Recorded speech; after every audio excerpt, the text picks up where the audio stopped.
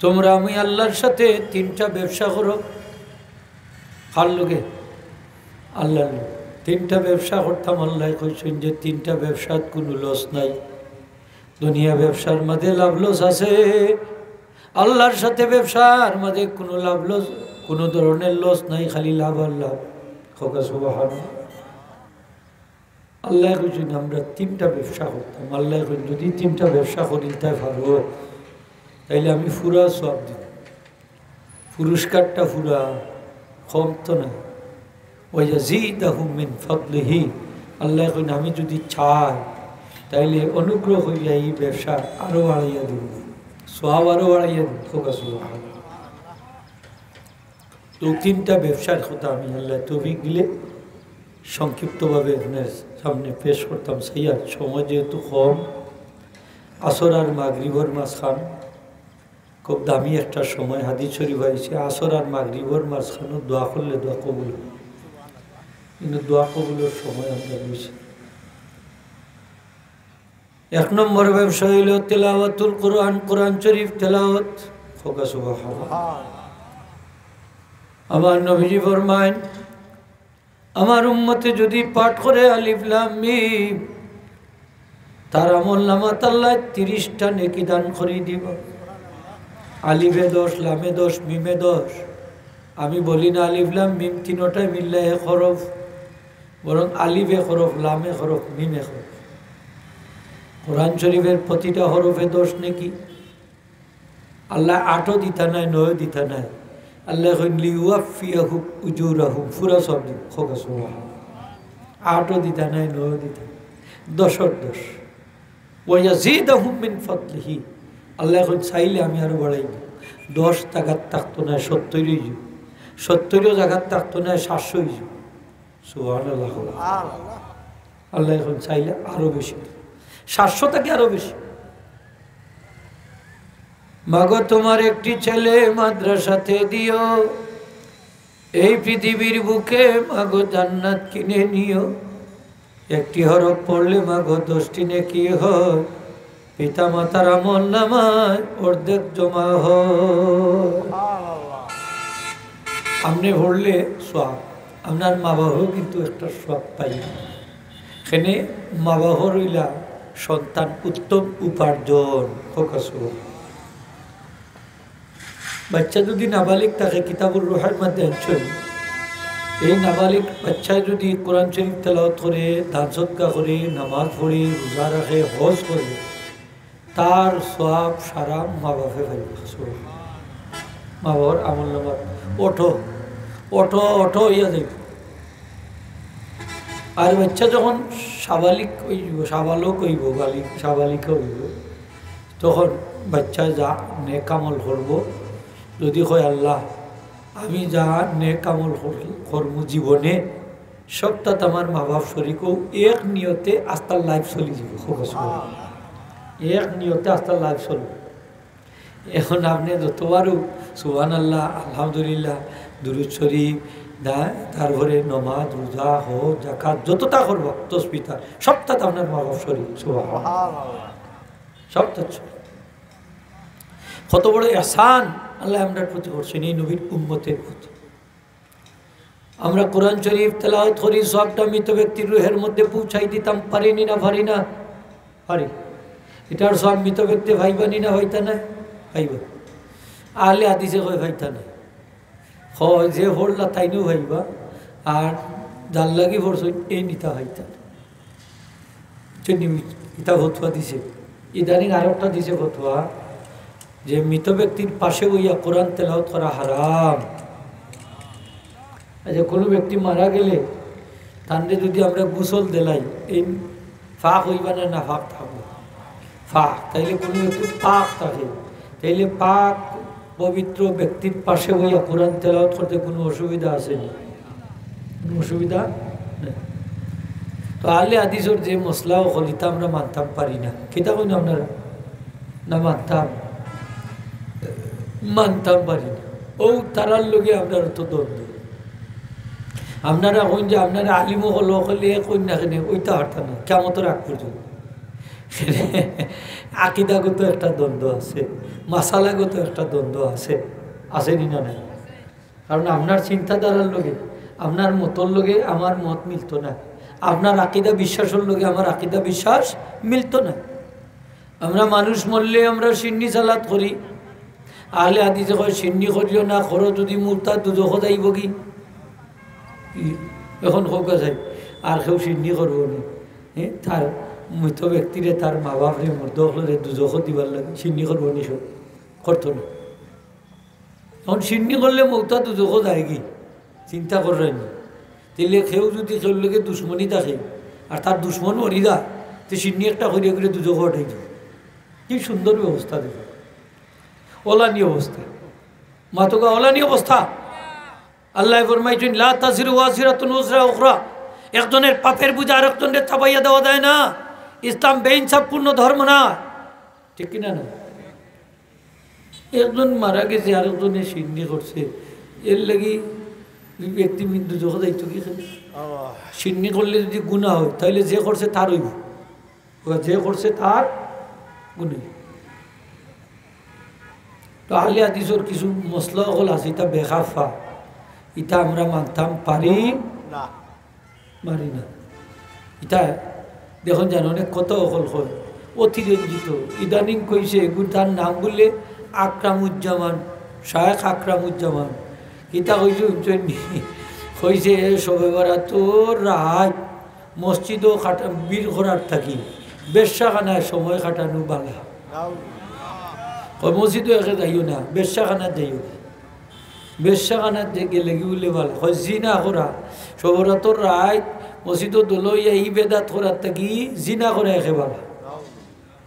এখন জিনা করিল, জিনা করলে আল্লাহ মাফ করবা, সবে রাত মসজিদও দলইলে আল্লাহ মাফ করতে না। কিতা কত হল চিন্তা করার নি, বেদাত হইতস বালা কথা অনু থাকি যাস না কেন। ই বেশ্যাখানার এইবার কথা করছে, এ মুসলমান নি মনে করো, এইটা কথা মুখে দি পারায়নি, একটা মুসলমানের পক্ষে শুভা হয়নি, একটা আলিমের পক্ষে শুভা হয়নি। হ্যাঁ শুভা হয় তাদের পক্ষে যারা ইহুদি খ্রিস্টানোর দালাল, ঠিক কিনা না? ওই ইহুদি খ্রিস্টানোর পয়সা খাইয়া যে থাই আলিম হইছে, ও তার মুখে দি ইটা কথা শুভা হয়।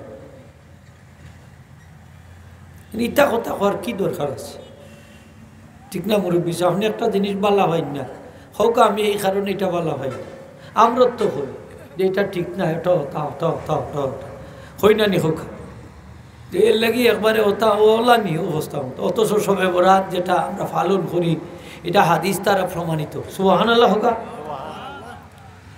হাদিস দ্বারা প্রমাণিত। হয়তো সবে বরাত হইয়া নাম নাই, কিন্তু নাম তো অন্যভাবে আছে, লাইলাতুন নিসফে মিন শাবান হইয়া আছে।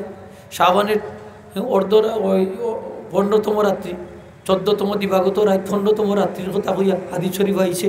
এই রাত্রে আল্লাহ সমস্ত সৃষ্টির প্রতি রহম নজর দেয় এবং সমস্ত সৃষ্টির আল্লাহ মাফ করি দিলাই। শুধু দুইজন ব্যক্তি ব্যতীত, দুই প্রকার ব্যক্তি ব্যতীত, মুশরিক ব্যতীত আর হিংসুক ব্যতীত আল্লাহ সব বন্দারে মাফ করে দেন, সকলকে আল্লাহ মাফ করে দেন। আল্লাহ যদি মাফ করিয়া দেন তা কোনো অসুবিধা আছে না? কত ভাবি তাবি মানুষ রাইত মসজিদে গিয়া দোলাও, ওইয়া কেউ কোরআন তেলাওয়াত করে, কেউ নামাজ পড়ে, কেউ জিকির আজকার করে, কেউ তওবা ইস্তেগফার করে, কেউ ঠিক না নি হোক, কেউ দোয়া দুরূদ করে, কেউ কবর জিয়ারত করে, মাঝে মাঝে কবরও জিয়ারত করেন না নি করেন। মানুষ আইলে কেউ মানুষরে খাবায়ও, গরিব মিসকিনরে দান সৎকাও করে, তো অসুবিধা না। বাদ কি কাম করল? মসজিদ হইল দুনিয়ার মধ্যে সবচেয়ে উত্তম জায়গা। এই মসজিদে গিয়া যদি আল্লাহর দরবারে খান্নাকাটি করে, রাহাদানি করে, দোয়া দুরূদ করে, নামাজ পড়ে, তসবিহ তাহলিল করে, তাইলে এই ব্যক্তিরে বাদ হওয়ার মতো খেয়ে আসে। এই খাসটা তো বালা খাস, দুনিয়ার মধ্যে শ্রেষ্ঠ জায়গার মধ্যে গিয়ে আশ্রয় দিছে। সে আল্লাহর নৈকট্যবর্তী হইতো স্যার, নিকটবর্তী হইতো স্যার। আল্লাহ তো কইন তুই তওবা করিলে আমি তোর সারা জীবনের গুনাহ মাফ করে দিলাম, সুবহানাল্লাহ। আত-তাইবু আনিদ যামবি কামান লা যামবালা, যে ব্যক্তি তওবা করবো গুনার থেকে তার যেমন এইরকম নিষ্পাপ হইব যেন তার কোনো গুনাহ নেই। তওবা করলে আল্লাহ খুশি হইন না বেদার হইন, হোকা যদি হোকা খুশি হইন না বেদার হইন। আমার নবীজি ফরমাইছেন ইন্নাল আবদা ইযা আযনাবা কানাত নুকতাতুন সাউদাউ ফি কলবিহি, মানুষে যখন গুনাহ করে তখন তার কলবর মধ্যে একটা দাগ পড়ে, খালা একটা দাগ পড়ে। ফাইন জাদাত জাদাত হাত্তা তালু কালবা, গুনাহ যদি খালি বাড়া তাইলে দাগও বাড়তে থাকে, সারা কলব দাগে ভরি যায়। ফাইন তাব অবস্থা করা সকল কালবহু, আমার নবীজি ফরমান যদি তওবা করিলায় ইস্তেগফার করে সব দাগ মিটি যায়। হোক সুবহানাল্লাহ। তাহলে সবে বরাতর রাত যদি মসজিদে ঢুকিয়া তওবা ইস্তেগফার করতে থাকে, গুনাহ কলবর দাগ মিটবনি না মিটতো না? একটু জোরে কই যাইবা, মিটবনি না মিটতো না? হে আহলে হাদিস, ই হাদিসের কি জবাব দিবাই? যে যদি মসজিদে আল্লাহর বান্দা তওবা ইস্তেগফার করে, মসজিদে বইয়া যদি কোরআন তেলাওয়াত করে, মসজিদ তো হইল কোরআন তেলাওয়াতের জায়গা, জিকির আজকারের জায়গা। আমার নবীজি ফরমাইছেন ওয়া ইন্নামা বুনিয়া লিস-সালাতি ওয়াজ-যিকরি ওয়া তিলাওয়াতিল কোরআন, মসজিদ নির্মাণ করা হয়েছে নামাজ পড়ার লাগি, কোরআন তেলাওয়াতের লাগি, জিকির আজকারের লাগি। তাইলে মসজিদে বইয়া যদি নামাজ পড়ে, কোরআন তেলাওয়াত করে, জিকির আজকার করে, তাইলে এই ব্যক্তি তো মসজিদ নির্মাণের সাথে উদ্দেশ্যের সাথে মিল রাখা, সে শরীয়তর খাস করে, ইসলামী খাস করে, আল্লাহর হুকুম পালন করে। এই ব্যক্তির তুমি কিভাবে পরামর্শ দাও যে হে মসজিদও দল না হইয়া, হে মসজিদে ইবাদত বন্দেগী না করিয়া বেশ্যাখানায় গিয়া ব্যবতীতা মহিলার সাথে জিনাবে বিচার করতো? এই ধরনের স্পর্ধা তোমরা মুসলমান হইয়া কিভাবে দেখাও? আমরা তো মনে করি এই আকরামুজ্জামানের ইমান বলতে কিছু রইছে না, এ ইমানদার রইছে না, এ কাফির হয়ে গেছে, এই ধরনের ফতোয়া দেওয়া ঠিক কিনা? না, মসজিদে বেশ্যাখানার সাথে তুলনা দেওয়া তার ইমান থাকতে পারে না। কি দেখুন আপনারা, এর ইমান নষ্ট হয়ে গেছে। অচিরেই বাংলাদেশ সরকারের উচিত এরে পাকড়াও করিয়া বালা করিয়া শাস্তি দেওয়ার দরকার। কি দেখুন আপনারা, হ্যাঁ, এই ধরনের বিধর্মীয় হলেও এইটা কথা আজকে মুখ দিয়া বাহির করার পর্যন্ত সাহস করছে না। এটা কাফিরে পর্যন্ত করছে না, এটা ইহুদির বাচ্চা করছে না, এটা খ্রিস্টানের বাচ্চা করছে না, কিন্তু মুসলমান নামদারি মুনাফিকর বাচ্চার মুখ থেকে এই ধরনের কথা বাহির হয়েছে ঠিক কিনা? না, মুনাফিক ইহুদি হকলর দালাল। হাজিরিন একরাম, আমার নবীজি ফরমাইছেন প্রত্যেকটা জিনিসের পরিষ্কার করার যন্ত্র আছে। মানুষ লোহার মধ্যে যদি মরিচিকা পড়ে, সেই মরিচিকা দূর করারও যন্ত্র আছে। কলবর মধ্যে যদি মরিচিকা পড়ে, সেটা দূর করার যন্ত্র হইল কোরআন শরীফ তেলাওয়াত। হোকা সুবহানাল্লাহ। দাগ পড়লে কলবর মধ্যে আপনি পরিষ্কার করবা কিতা দিই? আমার নবীজি কোরআন শরীফ তেলাওয়াত করো, বেশি বেশি করে মৌতর কথা ইয়াদ করো, কলব পরিষ্কার হয়ে যাব। তওবা করো, কলব পরিষ্কার হয়ে যাব। ইস্তেগফার করো, কলব পরিষ্কার হয়ে যাব। বেশি বেশি করে দুরূদ শরীফ পড়ো, কলব পরিষ্কার হয়ে যাব। সুবহানাল্লাহ। কলব পরিষ্কার করার যন্ত্র আসেনি না নাই? আরো জুড়ে আছে, আসেনি আসেনি আসেনি কোকা আছে। জিকির আজকার করুন যান বেশি করি, কলব পরিষ্কার হয়ে যাব। কলবর মধ্যে অ্যান্টিবায়োটিক পয়দা হয় কোরআন শরীফ তেলাওয়াত করলে, জিকির আজকার করলে, মৌতর কথা বেশি বেশি করে ইয়াদ করলে, কবর জিয়ারত করলে। সুবহানাল্লাহ। কলবর মধ্যে অ্যান্টিবায়োটিক পয়দা। আগে আমি মনে করতাম যারা সবিনা ফোড়েন এরা মনে হার্ট আরও দুর্বল, মনে দেখি না হার্ট দুর্বল হয় না, হার্টের ব্যাটারি আরও চার্জ ফোকাস, হার্টের ব্যাটারি আর আমরা প্রিয় মুর্শিদ বড় সাহেব কবিলা কইছি যে কেউ যদি সুর দিয়া কোরআন শরীফ তেলাওয়াত করে তার হার্টের বলক থাকলে বলক ছুটি যাব, বলক ছুটি যাব। তেলাওয়াত করুন জান, ওই যে রমজান শরীফের মাস আর কোরআন নাজিলের মাস, কারি সাহেব বললে কোরআন শরীফ তেলাওয়াত করুন সুর দিয়া। আপনিও চেষ্টা করবার সুর দিয়া পড়তাম। সকালবেলা ঘুম থেকে উঠলে আমার নবীজি ফরমাইছেন 100টা আয়াত সকালবেলা তেলাওয়াত যদি আমার উম্মতে করে, 100টা আয়াত সারা পৃথিবীর ওজন পরিমাণ নাকি তার আমলনামাত আল্লাহ দান করে দিবে। হাদিস শরীফ আইছে নবীজি ফরমাইছেন কোরআন শরীফ যখন তেলাওয়াত করবা খান্দি খান্দি কোরআন শরীফ তেলাওয়াত করিও। কোরআন শরীফ তেলাওয়াতের সময় আপনি খান্তা ফাইল্লাম তাবকু ফাতাবাকু, নবীজি ফরমাইন যদি খান্তায় পারো না খান্দনের বান দইরা কোরআন শরীফ তেলাওয়াত করিও, ফালাকুমুল জান্নাতু, তোমাদের জন্য জান্নাত ওয়াজিব হয়ে যাবে। কোরআন শরীফ তেলাওয়াত লাভ আসেনি না লাভ নাই? আরও যদি হোক লাভ আসেনি না নাই? আমরা কোরআন শরীফ তেলাওয়াত করতাম, অজু ছাড়া পড়লেও দোষ, বইয়া পড়লেও দোষ, দাঁড়াইয়া পড়লেও দোষ, হুত্যা পড়লেও দোষ। হোকা সুবহানাল্লাহ। কোরআন শরীফ অজু ছাড়াও পড়া যায়, হোকা অজু ছাড়াও পড়া যায়, তবে কোরআন শরীফ স্পর্শ করতে হইলে অজু লাগবো। যেমন যারা মোবাইলও কোরআন শরীফ পড়েন, স্মার্টফোনও তারা মোবাইলও অ্যাপস যদি কোরআন শরীফ থাকে স্ক্রিন যখন তুমি আপনি টাচ করবা তখন আপনার অজু লাগবে। আর যদি আপনি কাগজ বা অন্য যন্ত্র মাঝখানে অন্তরায় থাকে তো অজু ছাড়াও পড়তে পারো, অজু ছাড়াও পড়তে পারো। যে টাচ মোবাইল ব্যবহার করিয়া কোরআন শরীফ পড়তে গেলেও অজু লাগবো, কিতাবর নামাজিল আনছই লাগবো নি না লাগতো না? লাগবো। পড়ুন যান, অজু করিয়া পড়বা। তো কোরআন শরীফ তেলাওয়াত করুন যান। এটা হইল আল্লাহর সাথে ব্যবসা। কার সাথে হোকা? ইমাম আহমদ বিন হাম্বল রহমতুল্লাহ আলাইহি আল্লাহ পাকের দিদার নসিব হয়ে গেল। সুবহানাল্লাহ। আল্লাহ পাকের দিদার নসিব হয়ে গেল। প্রশ্ন করলে আল্লাহ কোন আমল করলে আপনার নৈকট্য লাভ করা যায়? হইলে বেশি বেশি করি কোরআন শরীফ তেলাওয়াত করি। হইলে আল্লাহ অর্থ বুঝা ভরলে না আনা অর্থ বুঝা ভরলে? বলে অর্থ বুঝা ভরুক আর অর্থ না বুঝাও ভরুক, যে কোনোভাবে তেলাওয়াত করলে আমি আল্লাহর নৈকট্য লাভ করতে পারবো। কোরআন শরীফ আল্লাহর কালাম এত দামি, যার সিনার মাঝে থাকে তার দাম বাড়ি যায়। নবীজি ফরমাইছেন সব উম্মতি হামালাতুল কোরআন, আমার উম্মতর মাঝে সবচেয়ে দামি উম্মত ভিআইপি উম্মত হইল যার সিনাত কোরআন শরীফ আছে। কোরআন শরীফ যার সিনার মাঝে থাকবো, এত দাম আল্লাহ তান্ডে দিছই, এত সম্মান আল্লাহ তান্ডে দিছই। এই ব্যক্তি যদি একটা গ্রামের রাস্তা বাই দিয়ে হাঁটতে যায়, একটা কবরের পাশে দিয়া যদি হাঁটতে যায়, এই কবরের মুর্দার 40 দিনের আযাব দিয়ে আল্লাহ উঠাই নিন। কি কোরআন শরীফ যারা পড়বা আমল করবা, তার মা বাবার মাথার মধ্যে আল্লাহ কিয়ামতের দিন নূরের তাজ পরিধান করে, যার আলো হইব দুনিয়ার সূর্যের আলোর থেকে আরো বেশি। তার শরীর আল্লাহ তার মা বাবার মাথার মাঝে নূরের তাজ পরিধান করাই দিবা। শুধু তাই না, তাদের মা বাপরে আল্লাহ নূরের পোশাকও পরিধান করাই দিবা। ঝলমল করতে থাকবো ময়দানে মাসরের পোশাকে চিকচিক করতে থাকবো। ময়দানের মাসরের মানছে কইবা আল্লাহ এরা দুনিয়ায় থাকতে কি আমল করছেন যার কারণে এই মর্তবা লাভ করছেন? আল্লাহ কইবা এরা দুনিয়ায় থাকতে তার সন্তান রে কোরআন শরীফ শিক্ষা দিছ।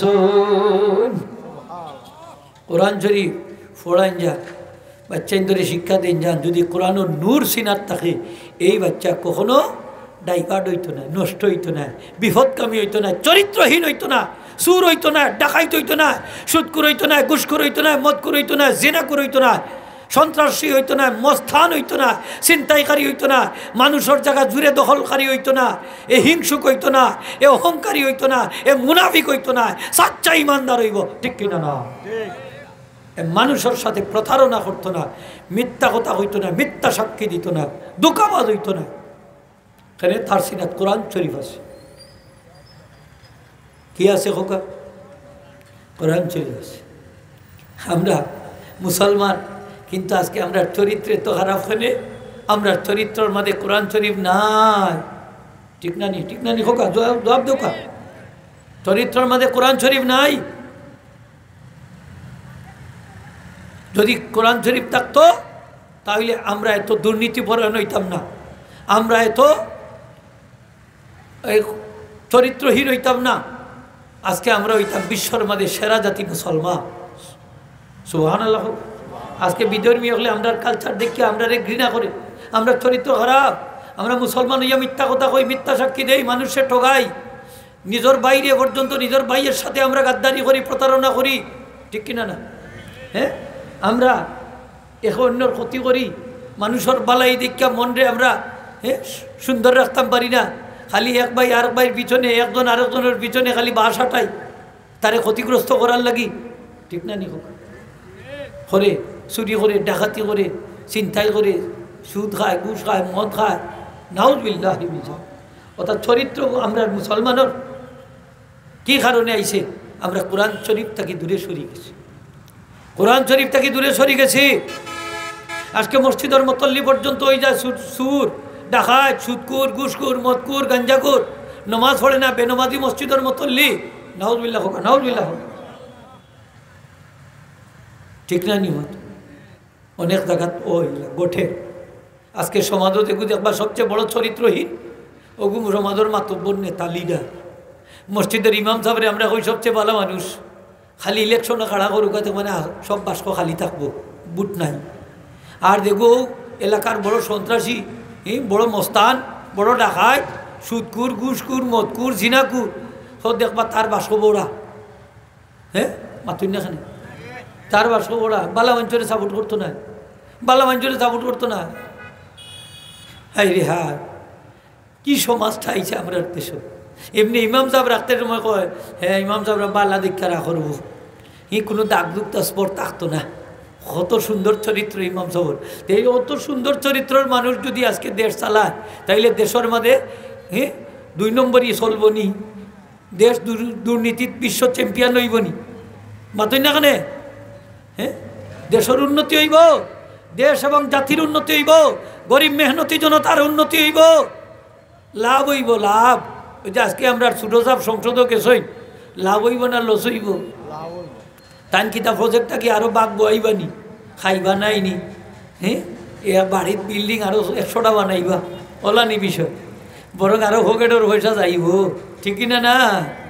সাবেক শিক্ষামন্ত্রী নুর ইসলাম নাহিদ সাহেব কইতলা যে মাদ্রাসার ছাত্ররা যদি ইঞ্জিনিয়ার হয়, প্রকৌশলী হয়, তাহলে কমপক্ষে রোডর বদলা বাস দিত না। সেখানে তারা জানে কবরও গেলে রোডর বদলা বাস দিলে বাস আইব, ঠিক না? নেই হ্যাঁ, কোরআন শরীফে কয় মামা ইয়াকলুল ইয়াতি বিমা গাল্লা ইয়াউমাল কিয়ামা, যে যেটা চুরি করবা অতলাইয়া কিয়ামতের দিন উঠবা।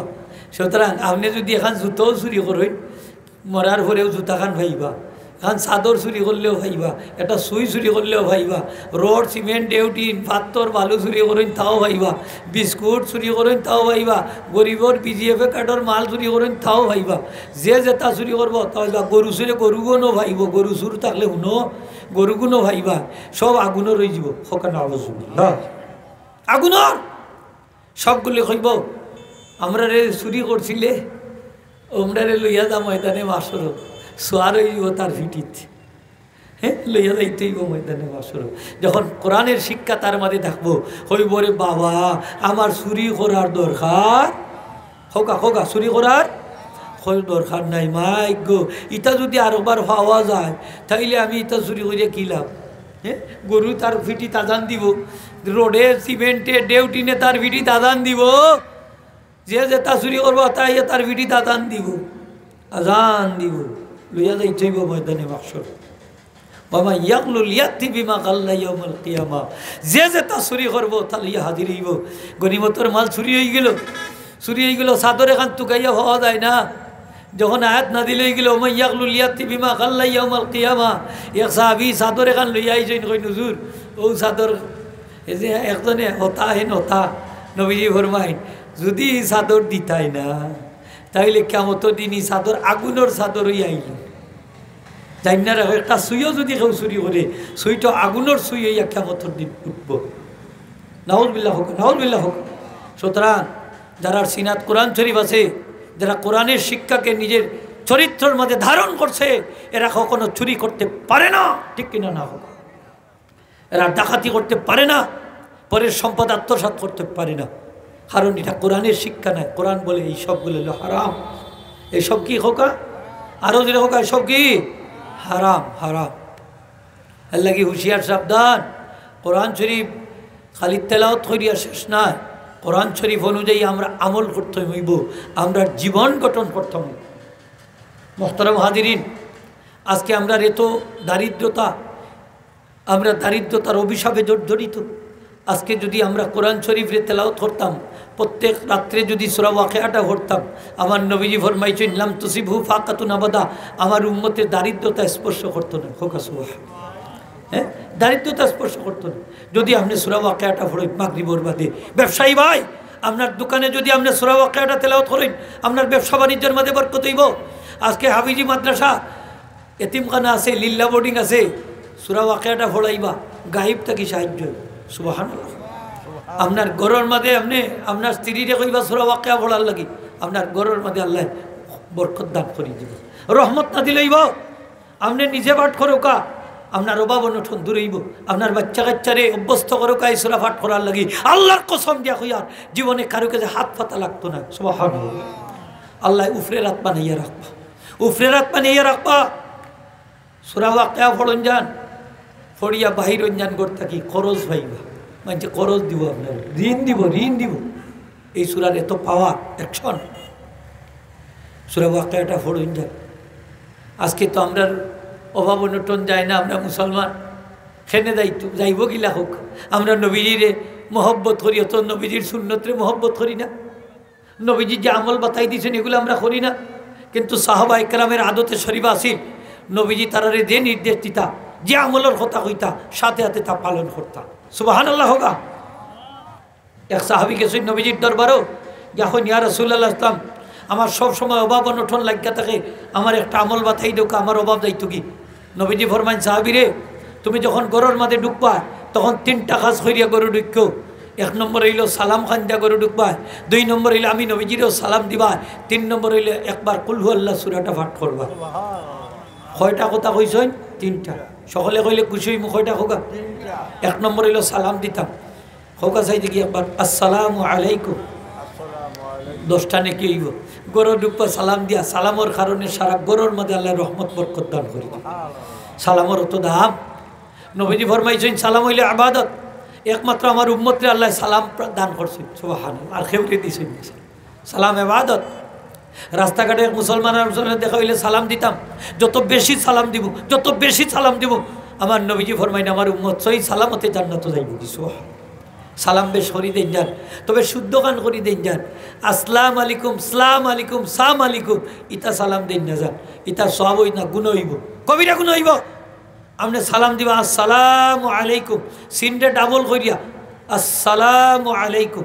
বাচ্চাই তো শিখাইবা, শিখাইলে লাভ হইল 10টা নেকি ভাইলিব সাথে সাথে। সুবহানাল্লাহ।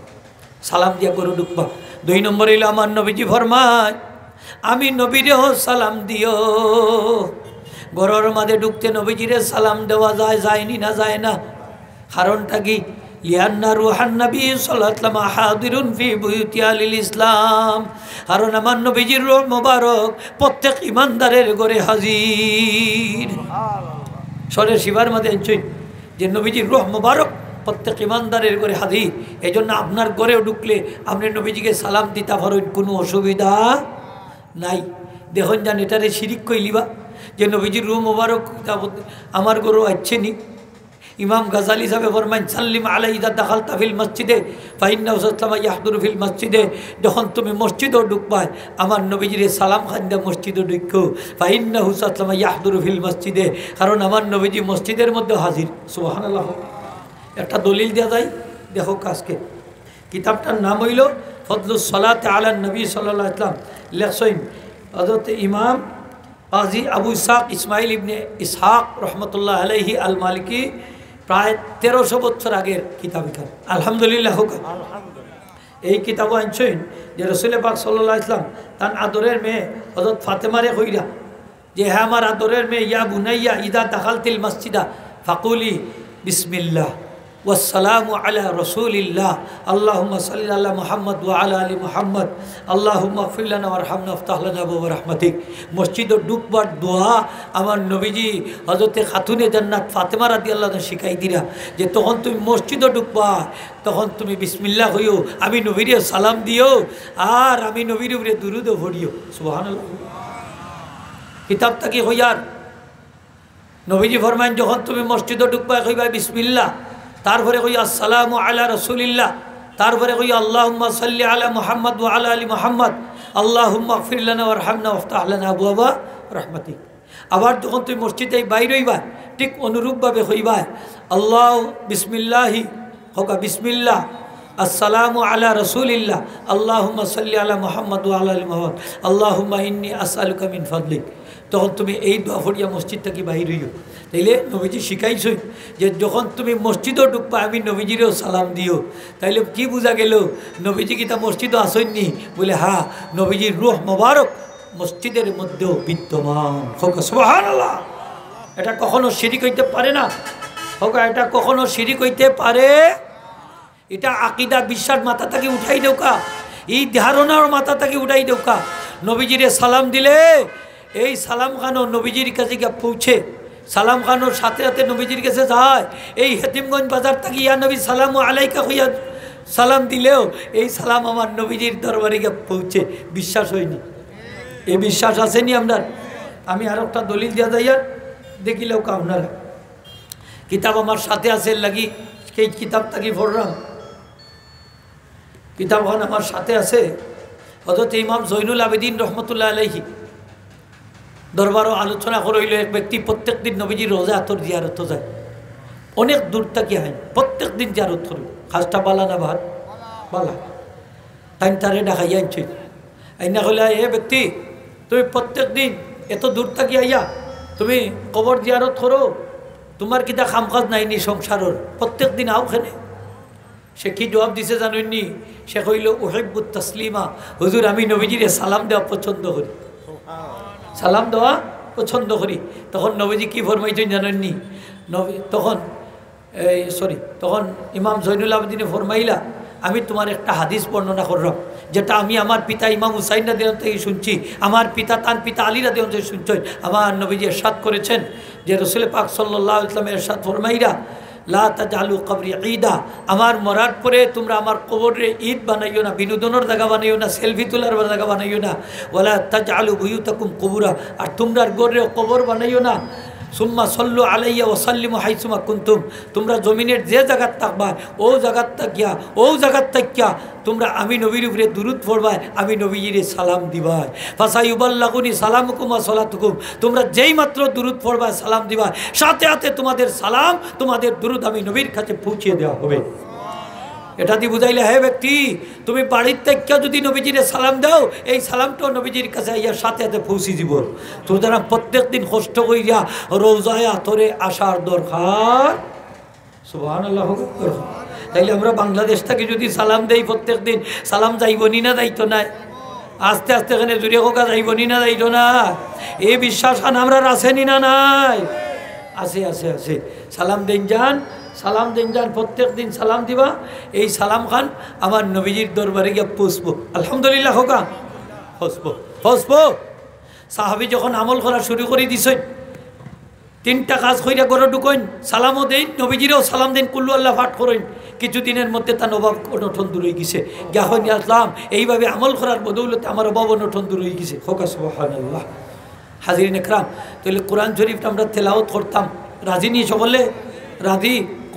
সূরা ওয়াকিয়াটা পড়েন যান, আর এশার বাদে সূরা মুলুকটা তেলাওয়াত করেন যান, কবর আযাব হইতো না।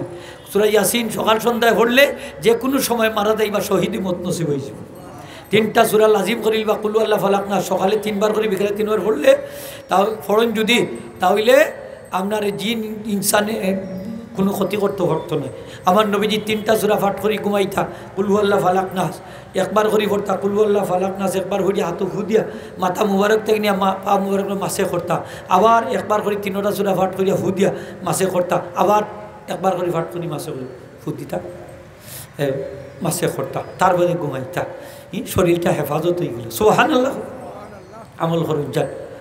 তো যাই হোক, 3টা ব্যবসা, একটা হইল কোরআন তেলাওয়াত করতাম, 2 নম্বর হইল নামাজ পড়তাম, প্রতি সেজদায় 10 নেকি 10টা গুনাহ মাফ। সুন্নত নফল পড়বা, নবীজির শাফাত পাইবা, নবীজির সাথে কি জান্নাতও থাকবা। সুবহানাল্লাহ। 3 নম্বর হইল আল্লাহর রাস্তায় সদকা করতাম। আল্লাহ যে জীবন উপকরণ দিছই, আপনি যদি সদকা করেন বালা মুসিবত দূর হইব, হায়াত বাড়ব। একটা খেজুরও যদি সদকা করেন, কিয়ামতের দিন একটা খেজুরের পাহাড় পাইবা। সুবহানাল্লাহ। বন্দা কইব, আল্লাহ খেজুর সদকা করছিলাম, একটা পাহাড় হইল গিলা। আল্লাহ কইব, এটারে বাড়াইতে বাড়াইতে আমি বিশাল পাহাড় পরিমাণ করছি। সুবহানাল্লাহ। হ্যাঁ, বন্দা যখন কবর থেকে উঠবো, দেখবো সদকার পাহাড় আর পাহাড়। কইব, আল্লাহ তো সদকা তো আমি করছি না, সব পাইলাম কিলা এইগুলা। আল্লাহ কইবা, তুমি দুনিয়া তুমি যখন মারা গেছলা, তুমি কবর আওয়ার পরে তোমার সন্তান বন্ধু আত্মীয় তোমার লাগে দান সদকা করছে, ওগুলার সবরে আমি বাড়াইতে বাড়াইতে বিশাল পাহাড় পরিমাণ করছি। সুবহানাল্লাহ। এলে সদকা দেওয়াত লাভ নি না লাভ নাই? আরো জুড়ে হোক, লাভ নি না লাভ না? বালা মুসিবত দূর হয়, হাত বাড়ে খারাপ মুখ থেকে রক্ষা করা মাফ হয়। আর কবর থেকে উঠলে সদকা আমরা মাথার উপরে ছায়া দিব। সদকা দিলে এই কৃপণতার ময়লা দূর হয়। কলমটা যদি ভাগসা হয়ে যায়, তাহলে ডাইরেক্ট জান্নাত যাইবা কি। আমরা ছোটো দামলা কইছি, কলবর ময়লায় মানুষের দুজক লইয়া যা, আর শরীরের ময়লায় গুণা মাফ করাইয়া দে। হোক সুবহানাল্লাহ। হেলে কলবর ময়লা ধুলইতে হইলে সদকার দরকার আছে নি না নাই? আরো যদি হোক আছে নি না নাই? আছে। আল্লাহ আমরা রে আল্লাহর সাথে 3টা ব্যবসা করার তৌফিক দিতা হোক। আমিন।